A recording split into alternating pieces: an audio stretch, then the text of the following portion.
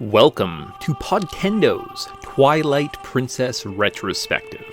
In this 5-part series, we will explore the dark themes, the new control mechanics, and the interesting new assortment of characters as we journey through this game. It has been a long journey. There have been obstacles, puzzles, and challenges. And there is no time to rest now, so equip your master sword, ready your bow, and gauntlet those beefy forearms as we get ready to explore Twilight Princess.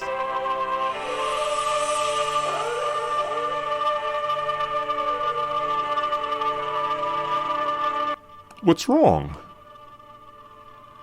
You've met a terrible fate, haven't you?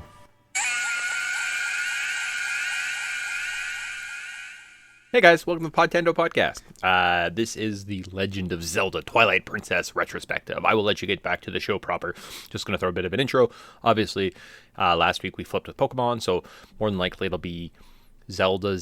We'll talk about it next week. Obviously, we'll be caught up to date by then, but this is just kind of a flip. So it should have been 2 weeks ago. It is today. And we do not allude to, but in our second show, I figured maybe off the top, it'd be nice to mention that this is the 40th year anniversary of Zelda. So we are doing this big retrospective. The first show is what it is. The second show, we honestly, we dive into a lot of stuff. We have a lot of fun with today's show. So it won't be too long because it's a bit of a long one.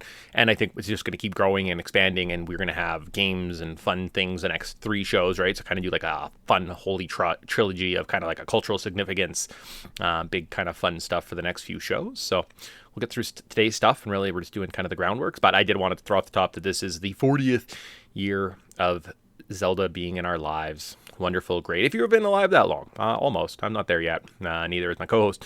But some people maybe that are listening are, and that's pretty cool because we love our little fun little green link, guys. So cool. With that, let you get back to the show proper and enjoy. See you guys in a couple weeks with another Twilight Princess. We're back into it, having fun, loving it. Okay, bye guys.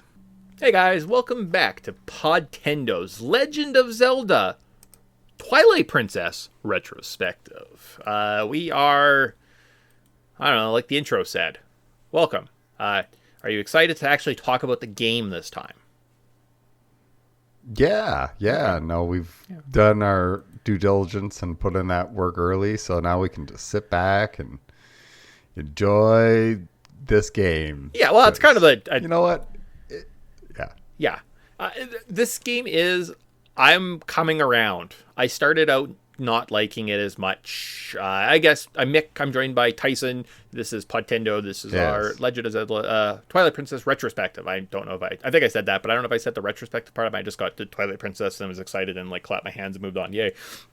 Let's see. In our last episode, we introduced the game, discussed the development details, discussed our first memories, and looked at how the desire for mature gaming content influenced the direction of this game. Today, we're going to jump into our Wayback Machine, talk/discuss how we are going to play this game before discussing the first 2 dungeons of the game. So if you actually listened to our first part, I kind of outlined, we're going to break it down a little differently. We're going to slow down the gameplay. We were going to rush through it, guys. We were going to be like halfway through the game in this episode.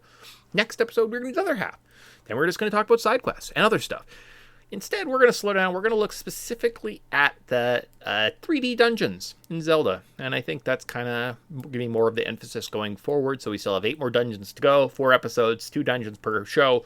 Maybe we'll add some other stuff because as we kind of go along, the babies and children might be damn ugly. But like, I kind of love Midna as a character. She's just so much better than Navi. And she's more interesting. And 100%. She's actually she's probably one of the most interesting parts of this game because I don't know anything what's going on with this character, and I'm in for it. Like I've little inklings and like little thoughts, but I'm like I think I know what's going to happen. I could be completely wrong, and I'm okay with it. God, you don't know what happened. You don't know the Midna story, do you? No, I don't. You don't know all the twists. That's fast. That's awesome. Nope. Cool. Yeah. Cool. No, I am I've played a chunk of this. I have never beaten this game. Oh, Midna's awesome. Midna's absolutely the best companion, and that's a piece I think we'll kind of do as we go forward. I might readdress kind of our cultural significances.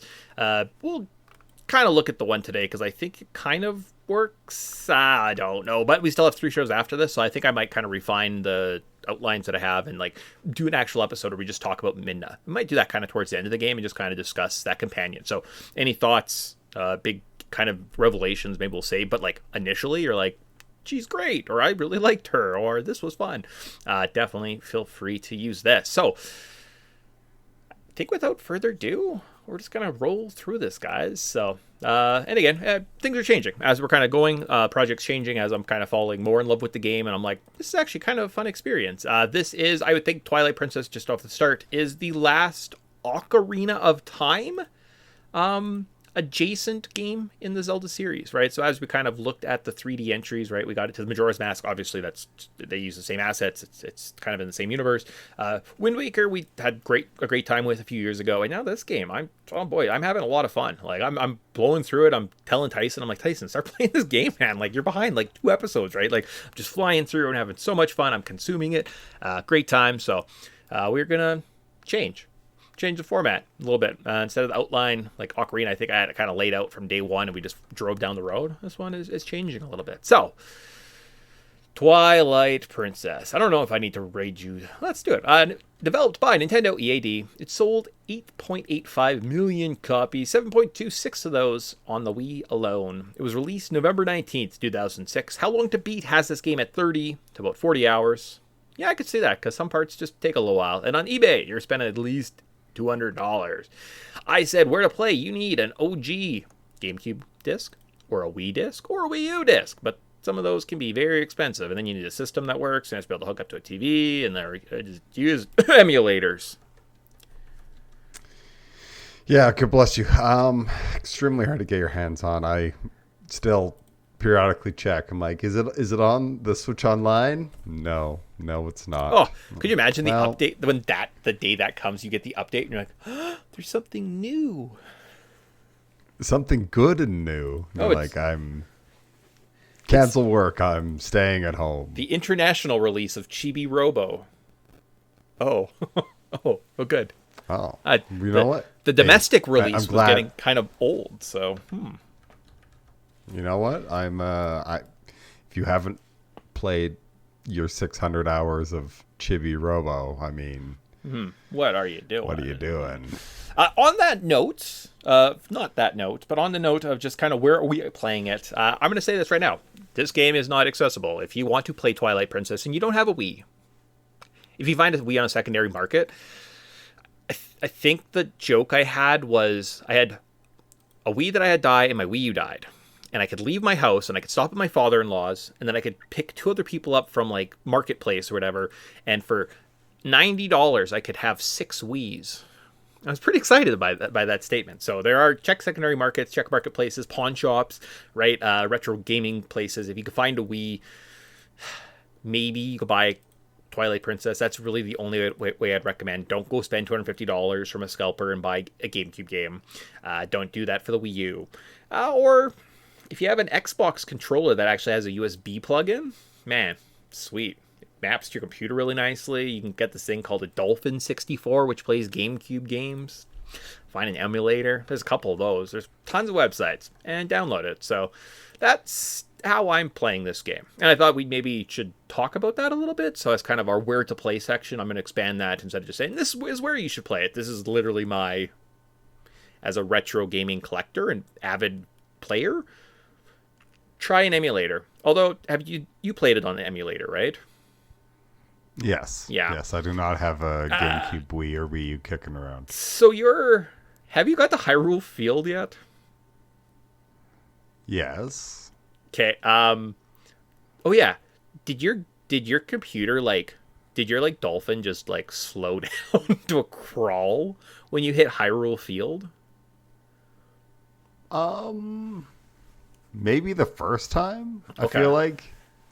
So maybe mine is an older computer. I probably do need to upgrade at this point. It's 5 years old, and I bought it refurbished, right? Just basically for podcasting, to do some light video editing. Nothing crazy, right? So not that gaming should take that much power. I guess there's a bit of a draw. it game works fine, right? Controller, it is weird though because it's mapped on the GameCube version, and the buttons are different on the Xbox. So my A button is actually my B button, and my B button is my A button. I just mapped the screen to like my controller, and it was fine. Xbox 360 controllers, pretty handy for emulators, so that's pretty nice. As I'm playing through it though, yeah, again, fine, like no issues. It goes down to like, I don't know if it's just the size of Hyrule Field or what's going on, or the fact they have to like kind of, there's so many assets that they have to like load into the area. But like I'm down to maybe like 8 frames per second, maybe 8 frames per second. It just chugs to the point where like I'm like, oh my gosh, I have to run around. There's a later section in this game where maybe you have to like protect a cart while you're on horseback with an arrow. Easiest part of the game because everything's just going so slowly. Like I'd have so much time to like just like position myself, and I'd like slowly move into area, and I'd watch like the other horses gallop very slowly, almost like picture framed. And I was like, ugh, poor little PC is just can't handle this giant. Other games work, so obviously there's something about the size of Hyrule Field that is just like murdering my computer. Yeah. There's something going on in the background that it's like, but the rest very fast. But it's weird. Like the rest of the game works fine. I've played some other GameCube games.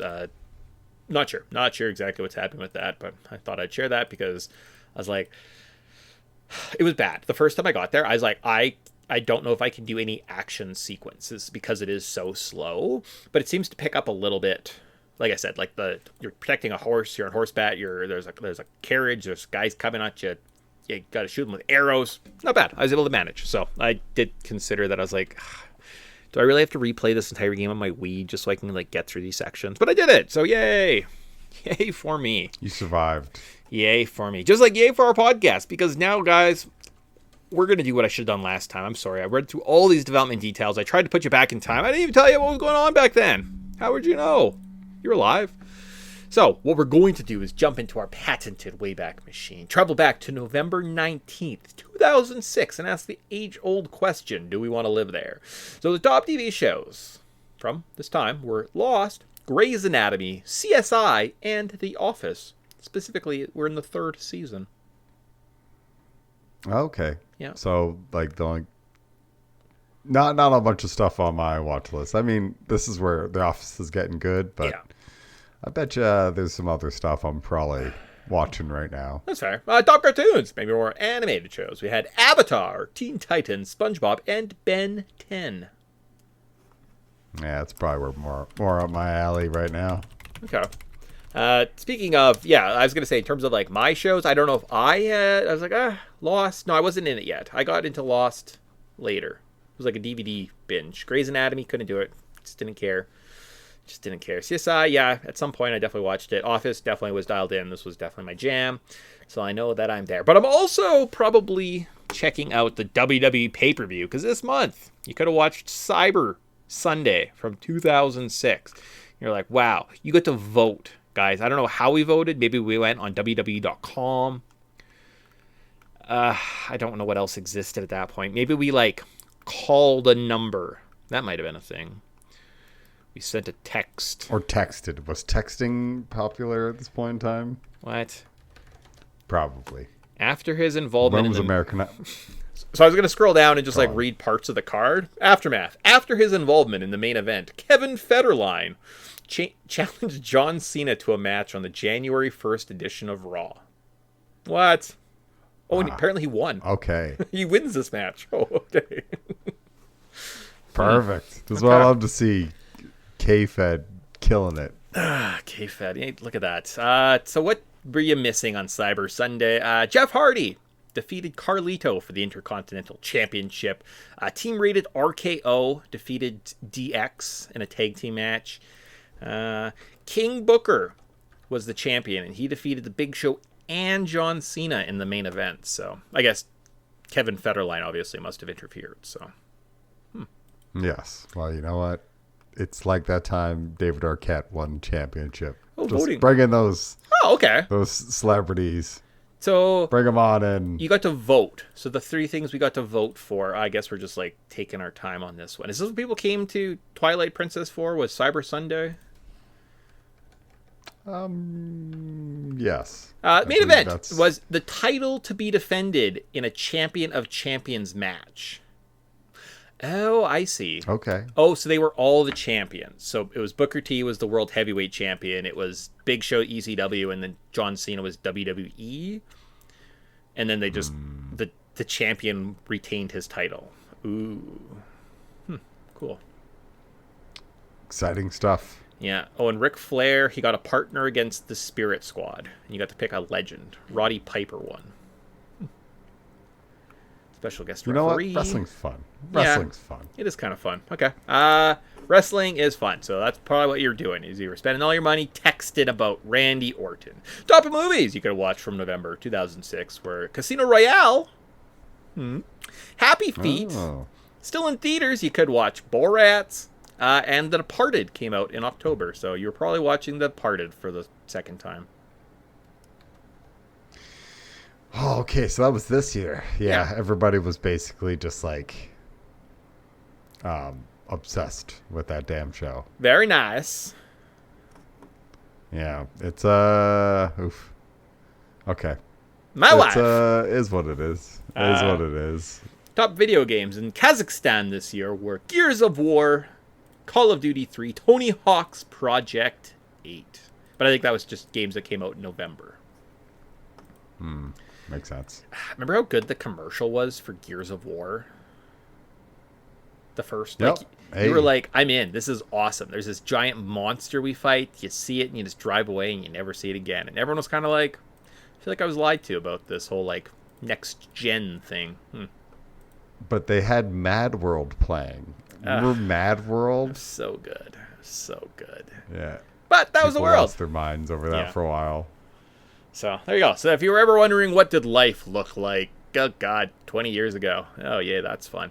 That's what we were doing. Good times, good times. Over that second half of our show, we are going to dive through a couple parts of level notes. So we're going to talk about kind of the first quarter of the game.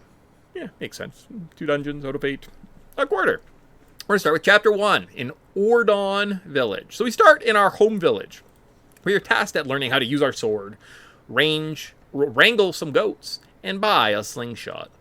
After completing all the tutorials, one of the kids is kidnapped, and we must explore a cave, learn about a lamp, and rescue a monkey and a child from some enemies. Once everyone is safe, some more bokoblins break into the village and kidnap some children and our friend.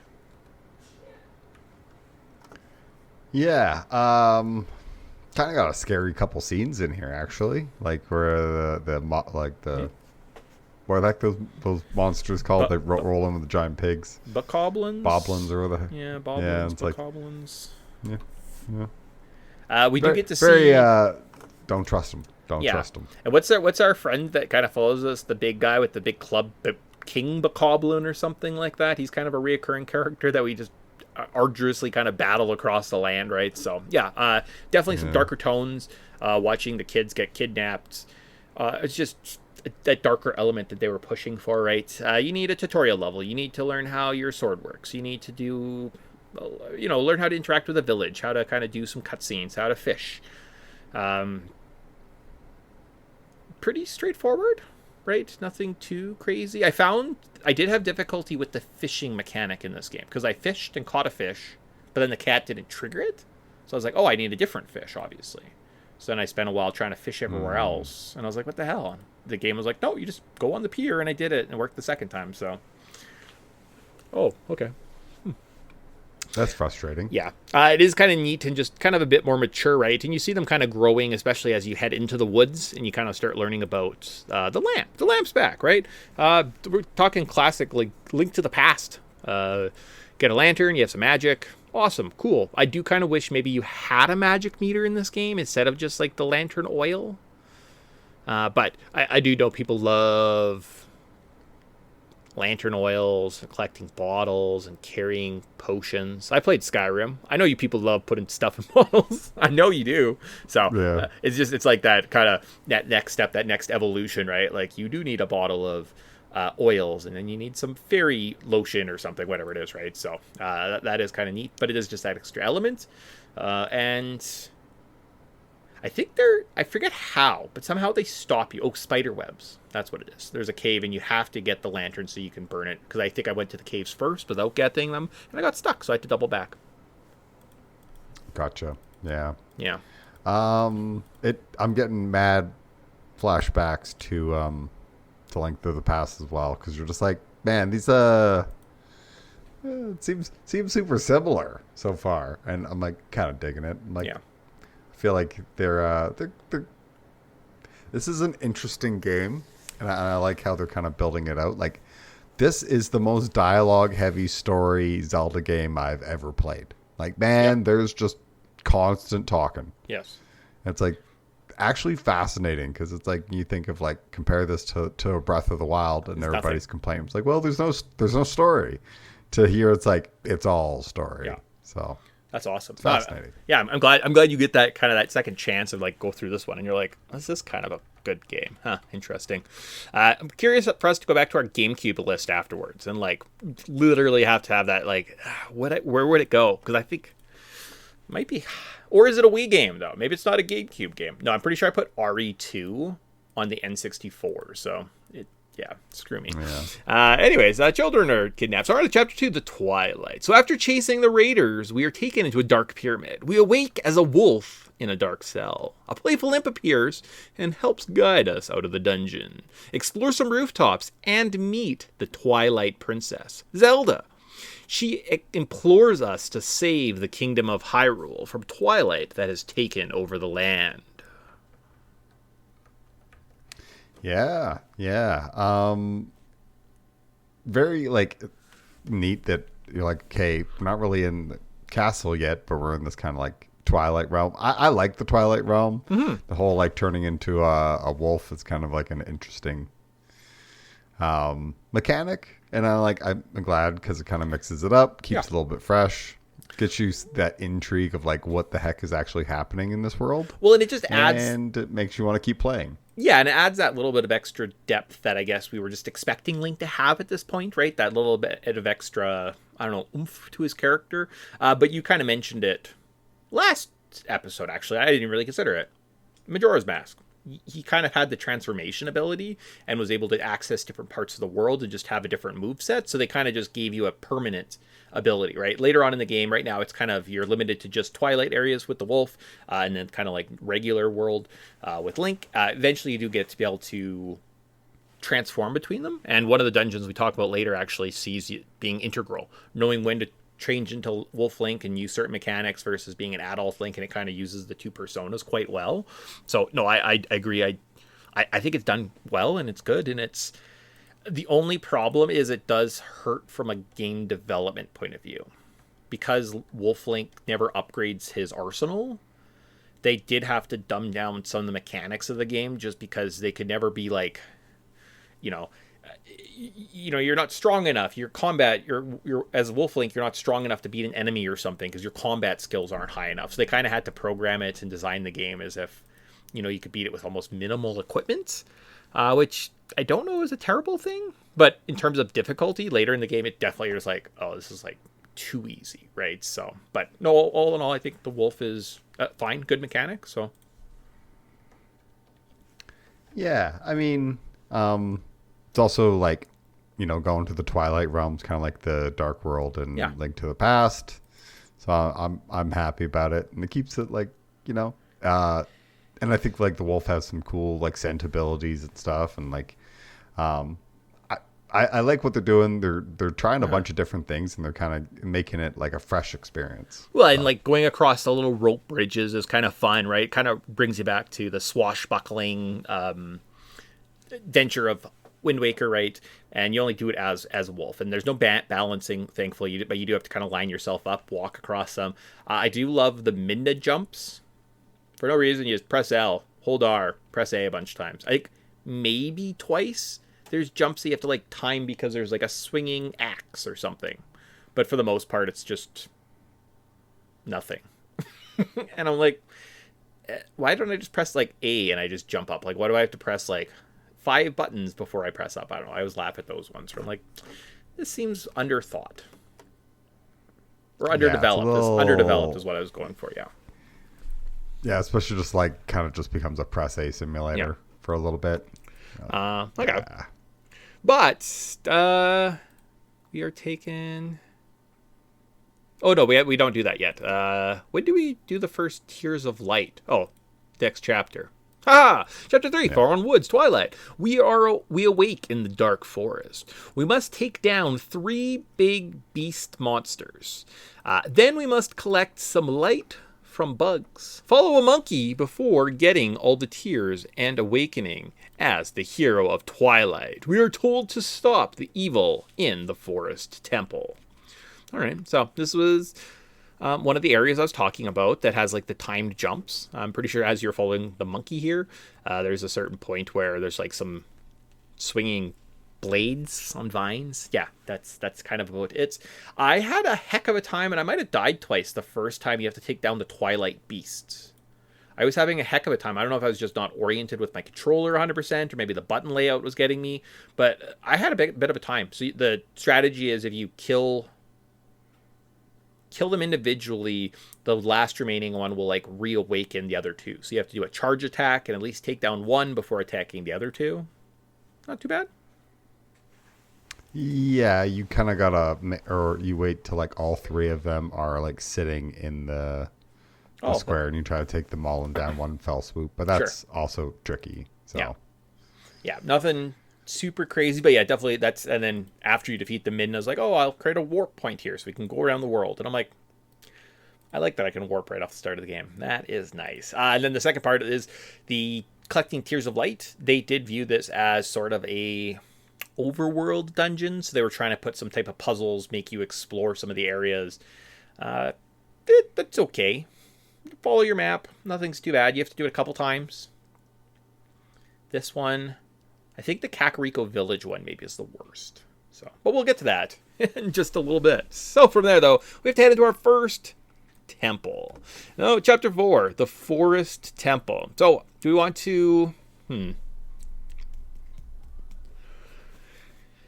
Maybe I like read through everything so we can acquaint ourselves with what's up, and then maybe we can double back and just like touch on points that we kind of liked. Sure. Yeah, rather than trying to like and then we'll stop and talk about it. Okay, so in the Forest Temple, we must save some monkeys, fight some spiders. We must save some monkeys, fight some spiders. We get right to save the second monkey. Left gives us 2 more monkeys behind some bombable walls. Make sure to collect some hidden keys before we fight the big white monkey in the center area. We get the Gale Boomerang, which allows us to save 2 more monkeys. Then we find some keys, fight a boss, and the boss here is the big plant head. You have to use the Gale Boomerangs to send bombs into his mouth and then attack with your sword. It is the first dungeon of the game, so you only have 3 hearts, so it's not that difficult. Introductory level. Tyson, what did you think of the Forest Temple? Obviously it's a shorter one because it's the first one. Yeah. But I think it does a pretty mini boss is cool. Yeah. A little bit of simple, kind of just like go around, gather the monkeys. Man, there's too many of them. Yep. But it's like it's fun to explore. Does a pretty good job with that. When the first time you go into any sort of like room, if you're like, have I been in this room before? They do actual visual thing where like some dust will fall off the door if you've never been in that room before. Oh, okay. So if you're like paying attention to it, the next time you go into that room, guess what? There's none of that. So you're like, oh, I've actually already been in this room. Maybe I got to backtrack or whatever. But for the most part, it's pretty straightforward. It's got some okay little like puzzles and stuff, and the mini boss is fun. Yeah. And then like doesn't do anything special, but I think for like a first actual dungeon, it does a great job of introducing you to what you need to get used to. Yeah, on the where do we want to go through this? So one of the things we talked about with Ocarina of Time, right, is the use of 3D space in this game. So Ocarina of Time was the first, right? So they had to kind of figure out how do you use that. So we talked about the Deku Tree, right? Jumping down through the cobweb is kind of like the first big 3D space, or dropping the bombs on the Dongo eyes, right? Or the visual map and layout and holes in Lord Jabu Jabu. So I kind of always like when I look at 3D Zelda games, I kind of always think, I'm like, how do they use the 3D space in this game? And like, did they use it? And I would say ultimately it was lackluster. It's a one level temple. Maybe there's a second floor, but if it is, you're in a room and you have to climb up to find a key or something to get out of that door, right? The only real challenge puzzle was there's that one room where you have to hit a spider bomb and then you kind of throw it over a ledge and like a big bomb flower sucks it up and blows up, and then you can do it again to kind of get access to I think the area with like the hidden, like the little monsters under the tiles. I think that was like the room. That's how you got into that area. But other than that, not a lot of use of 3D space in this area. Pretty straightforward, like Tyson alluded to. It's simple. Shouldn't get too lost. I think like maybe there was a treasure chest hidden on a pillar that had a key. And that stumped me for a little bit. That actually, I ended up having to run around a little bit and ended up finding that on a walkthrough. So that's a good use of 3D space, actually, like hiding stuff up high. There was another in one of the rooms, you come in and you see a treasure chest and some pots hung from the ceiling. So they're trying to tell you, hey, look around, and you can knock stuff down, right? So very, very rudimentary. In that sense, they did have some puzzles. So they were like platforms that they would get blown by the wind. They'd point north or south or east or west, and they'd kind of blow around following the wind. Is that a puzzle? Or is that just making me wait? You know what? A little of both. Like, is that a puzzle? Like in Mario, when you see a platform going over a hole slowly, and you jump on it, and it goes over the side, and you jump. Is that a puzzle, or is that just like just waste your time? That's just wasting your time. Wasting your sugarcoating it. Yeah. Gale Boomerang, and then finally the bosses. Yeah. This one is neat because you are saving these monkeys. The big white monkey is like the head monkey, and after you defeat him, this like black thing that was put in his head gets disappeared, and that's kind of a reoccurring theme of this area world is the villains usually are corrupted characters in this universe. Yeah. Because like the Twilight realm is like leaking into the regular realm. Yeah. And we didn't really talk about that. Like when you go into like the wolf sense, you can kind of see what's going on in the regular world, and kind of like people are all freaking out. So it's cool. Like I think there's a lot of interaction between like the two different realms, and the different like I think what is it? One of the monkeys has like a thing on his head, and they're like, "Yeah, he's not right in the head or something." Yeah, like because he has a thing on his head. So they're trying to play along like with corrupted characters and everything, which might lead me into more of my theories about who's Midna, what's Midna's deal. Okay. So I'm like, because she does, yeah. I have a sneaking suspicion something's going on with this character. Okay, so, interesting. Cool. But it's neat. I mean, I think, first dungeon, pretty straightforward, does a lot of fun things. It's not like move this block all over the place or drop this block on different levels. Yeah. It's like, here's some platforming, here's some just like rudimentary puzzles solving, and then the two bosses are actually decent. And I guess like the monkey swings, there's like an element of timing.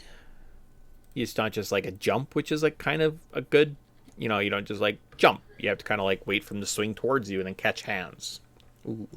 But yeah, I think that's kind of the exploration of Los Forest Temple. So pretty exciting. Like Tyson said, though, too, potentially Chapter 3, we might awaken and we go to the village as the wolf.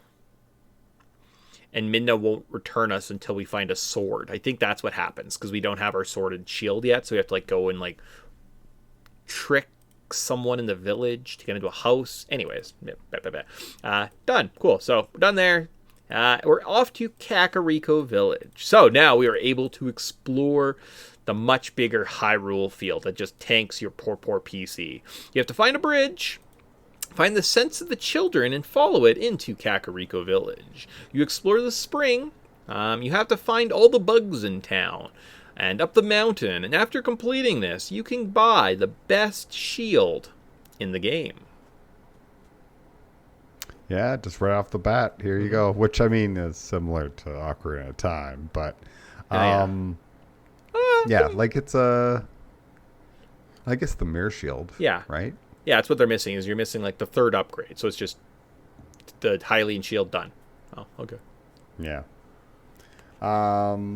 Which is tight. It's better for branding, because Link always has the high, in like in the arts and the models and the carts. So it's weird when he has a mirrored shield. So I get it. It's good branding. Yeah. Yeah. Well, it's one less thing where I think that they're throwing, like, we already got a boomerang. We got a slingshot. We're going to have like a bunch of different tools at our disposal. And, everybody's favorite object is a bottle. Yeah. So made sure that's in there. Same thing with a lamp. It's like, it's important stuff. Well, you have to make room for these very important items. Couldn't give us a better shield upgrade. No, not at all. Not at all. Other points. I remember the bridge thing. I thought it came later. I remember seeing the bridge in the forest, and then you come out here, and it's almost instantly. You just kind of like double back, grab it, run back to the bridge. Takes no time at all. In my mind, this did happen a little bit later. So I was like, oh, happens soon.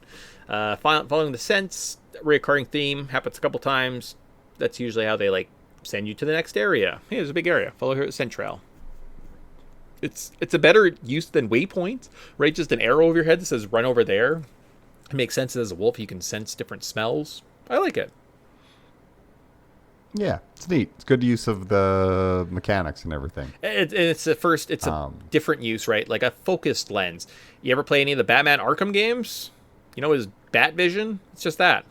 Here's all the important things. It's the first iteration. It's kind of them trying to your HUD display, right? Samus makes sense because she has different visors you can switch through, right? But how does Link sense the world differently? Well, lens of truth. Oh, maybe he can smell, right? So it's just kind of they kind of built that into the character, which is neat and makes you want to be the wolf a lot more while you explore the world. Bug hunt here, probably the worst one. It's just not as well thought out. And Kakariko has like weird levels and like getting into certain houses, and you have to remember to like climb up beds and come out different ways. Yeah, it's always like kind of confusing, but you can figure it out. Yeah, it's the bug hunt. It is what it is. It's like, I don't know why I'm doing this, but I think that's important later on in the game. I think you only do it once more, and then you don't do it ever again. So, really? Oh, that's funny. Yeah. What the heck else? So we don't get an ocarina in this game. Yes. One thing we didn't mention. So no ocarina, which is unique. The wolf howls, and Link finds like blades of grass to make a song. So that's like, it's cool. I mean, they freed up that spot with like, hey, let's just have context sensitive areas of the map, right? Yeah. Yeah. So, they want to summon a bird to get you to grab you with something. We'll put certain reeds here. You need to be able to have a flying character at some point. Howl here. There are some howl stones you might have uncovered as you kind of travel around. There's some stones you can kind of sing, and like they're supposed to be kind of reminiscent songs from like Ocarina of Time, right? That you can howl to, which then shows and reveals a golden wolf. And if you go fight him, you meet the hero Shade, and you learn some hero sword techniques. I think there's 7 or 8 in the game. Okay. Yeah. Yeah. Well, and those hero sword techniques, or he teaches us what a shield technique at this point. Mm-hmm. So he's teaching us all the techniques of the hero in time. So is this the Ocarina of Time Link? Yes. That's teaching us all this fun stuff? The theory is it is after Majora's Mask, Link returns to the forest and ends up dying and becomes a skull kid. Or a skull soldier? No, what are they called? Stulphos. Becomes a Stulphos. So that's what happens if you die in the woods, right? You explore and you die. So this is the theory. This is Shade. So it's Link from Majora's Mask, Ocarina of Time, the hero of time, who's trying to like give his descendant some skills. Yeah, trying to look out for him. Yeah. All that kind of good stuff. Yeah. But it's neat. Like, I mean, when you're kind of putting these things into chronological order, because there's like everything's kind of named differently. So I like how they're actually like playing with this. Like, let's play out if Hyrule advanced into the future, how would the new world look? And I like it. Like, I think it's like keeps it fresh, but familiar, and it gets that whole like one thing. Wind Waker did incredibly well was like it had that whole like mystery of like, oh, there's like a whole world underneath the ocean. Well, what was that about? Like, that's a very intriguing plot point, and I'm glad that they are kind of still playing with that idea, because I think it works really well. Well, this game almost does have like Stranger Things. What about the world that's like on top of yours, but just in the shadow, right? Like, it's kind of this like almost this like kind of twisted take on a very simple thing, right? Like the dark world that is parallel to you, right? And they can mesh somehow. So spoilers.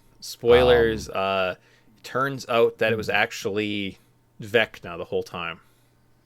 I was gonna say Stranger Thing ripped off Twilight Princess. Oh yeah, so probably. Yeah, basically, it's actually exactly the same, exactly the same ending. So. Twisting basically. Something. We met Shade. We talked about Shade. That's fun. There's a lot of theories. I did hear someone had a point where like I fixed the Legend of Zelda timeline. So I started by the title. It's called The Legend. So that means it's like different interpretations of the same story, and like there is no definitive what is the story. It's just a legend. That's what it is. So I fixed it, and I was like, yeah, that's a good point. Okay, damn it. Huh. Yeah. Huh.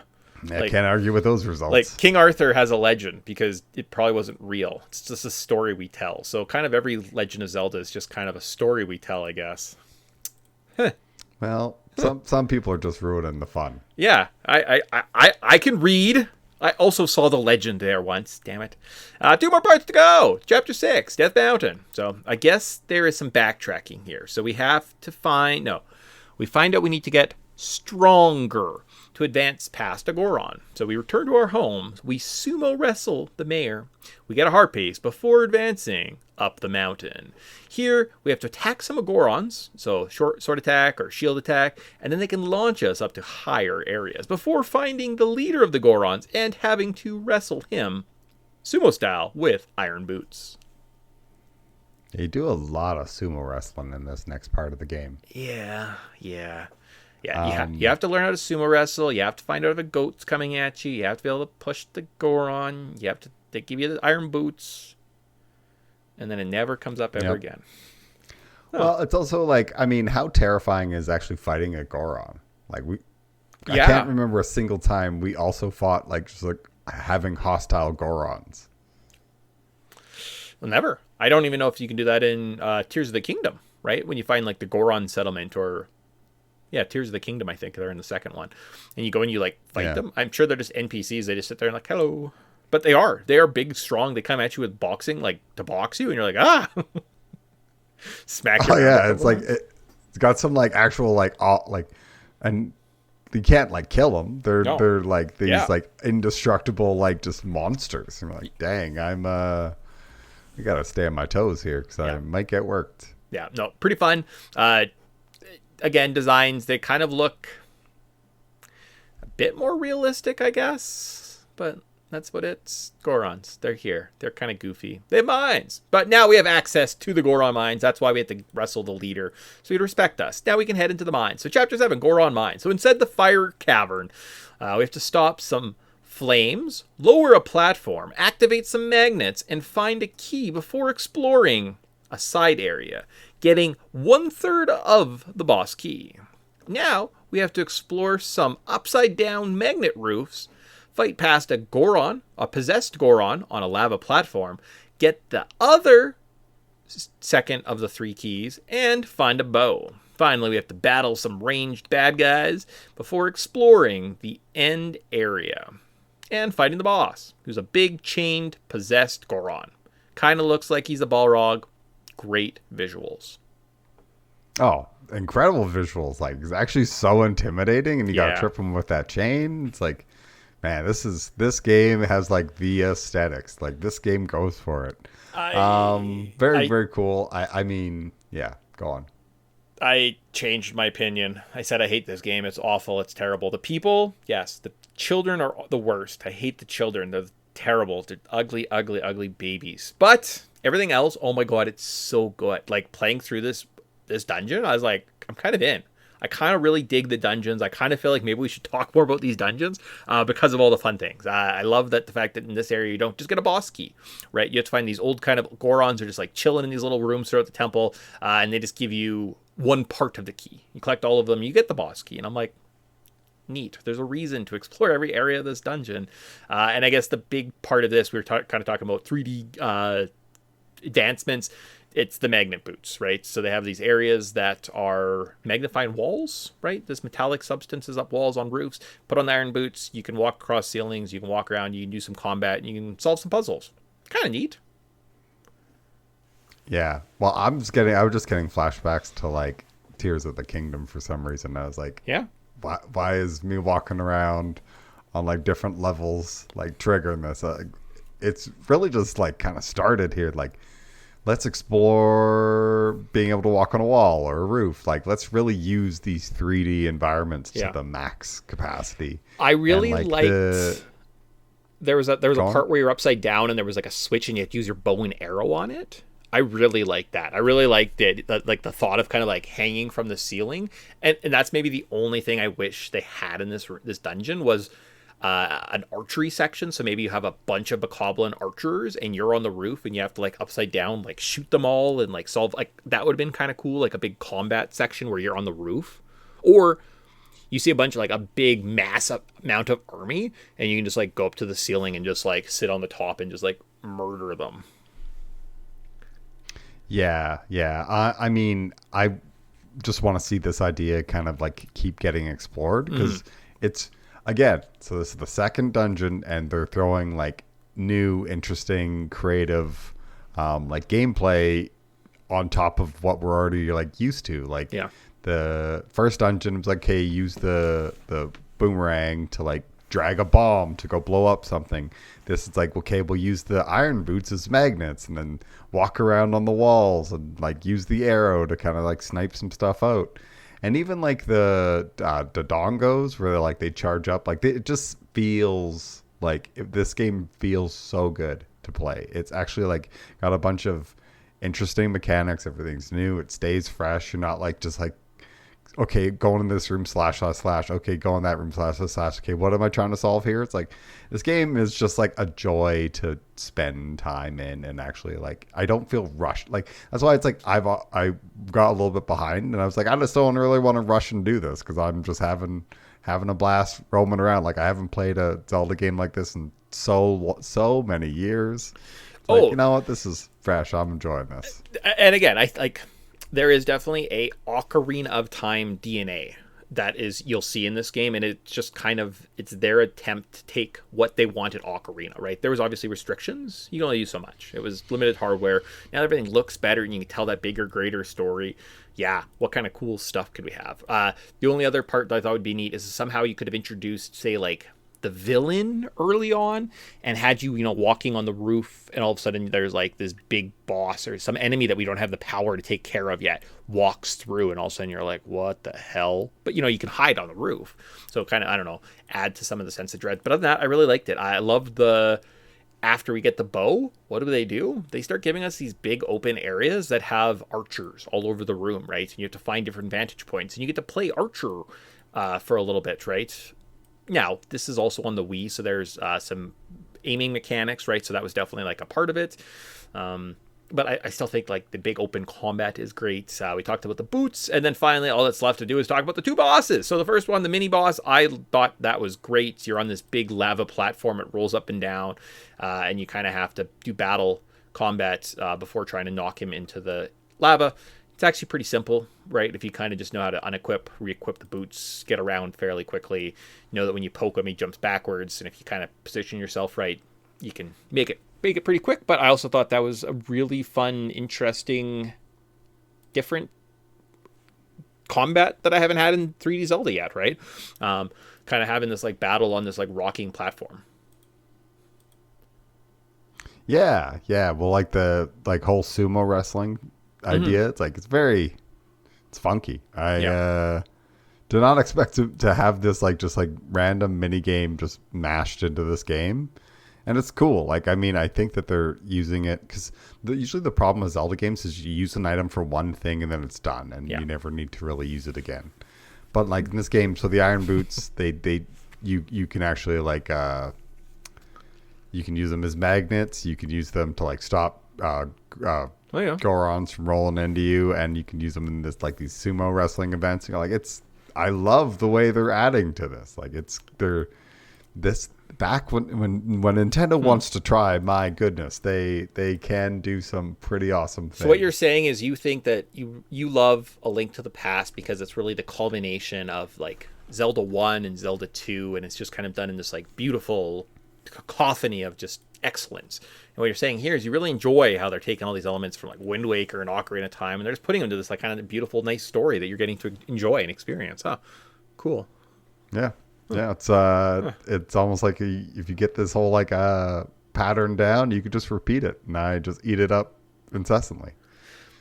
Like after doing this 2 shows in, I feel like we almost need to do a Skyward Sword retrospective. Just gonna be like, you're like, how did they wreck this? How did they make this so much worse? And maybe that's why. I mean, most of our first show I laughed at it was just us making fun of Skyward Sword because of how terrible it was. And it does make you wonder. Yeah, this game. How'd you wreck it? Huh.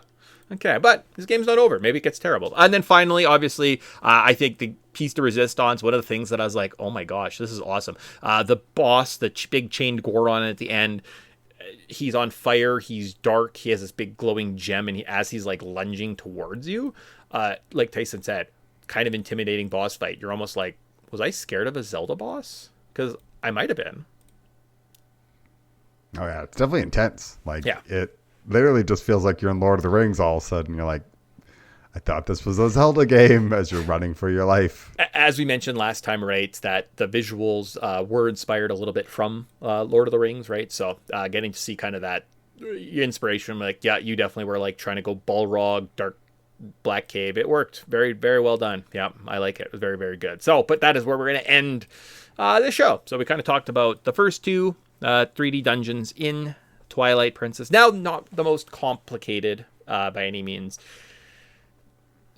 I almost want to give you homework.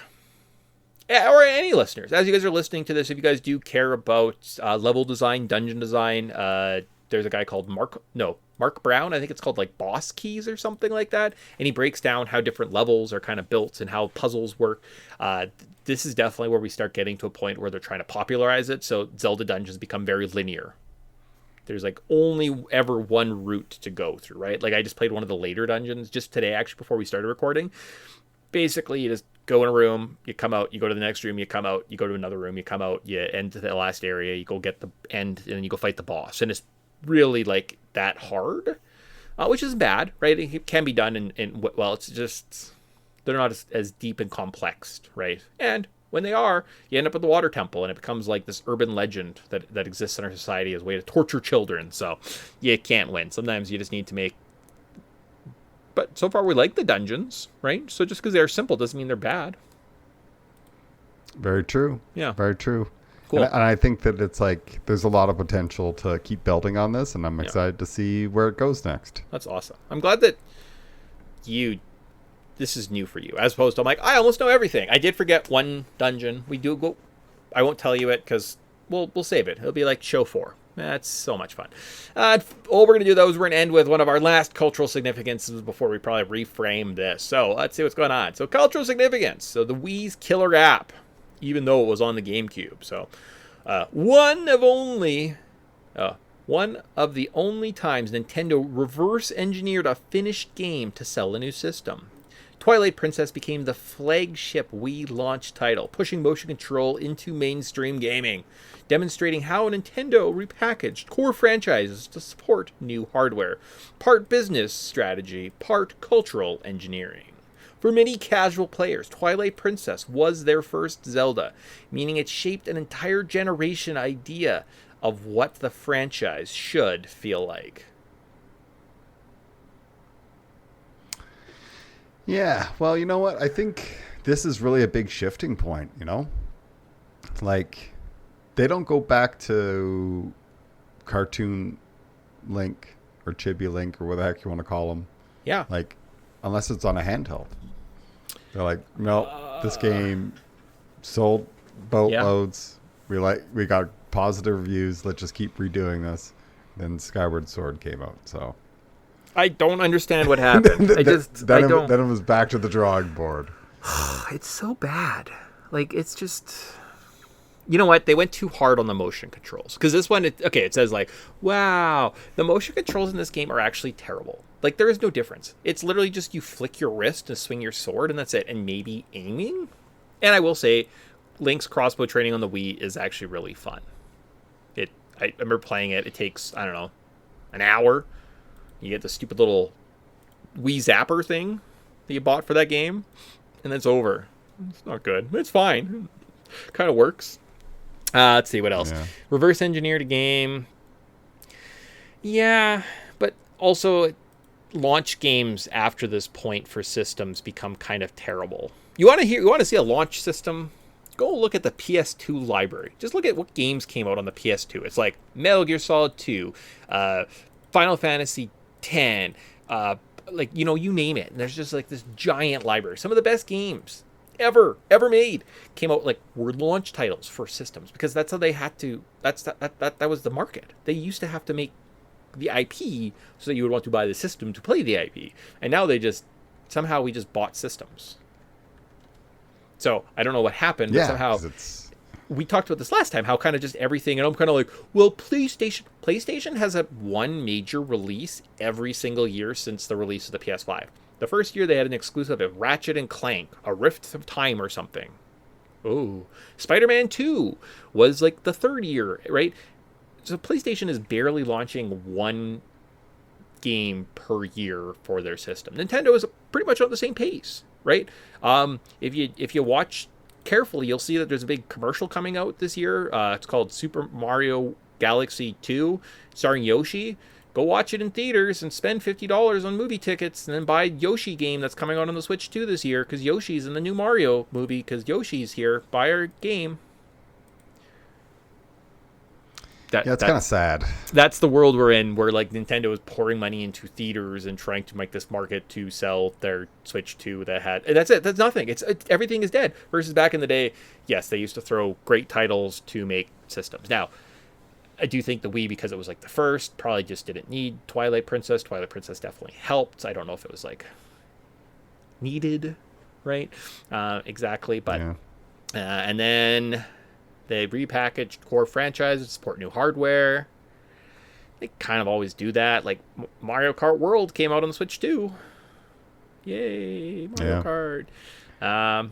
And other than beating that,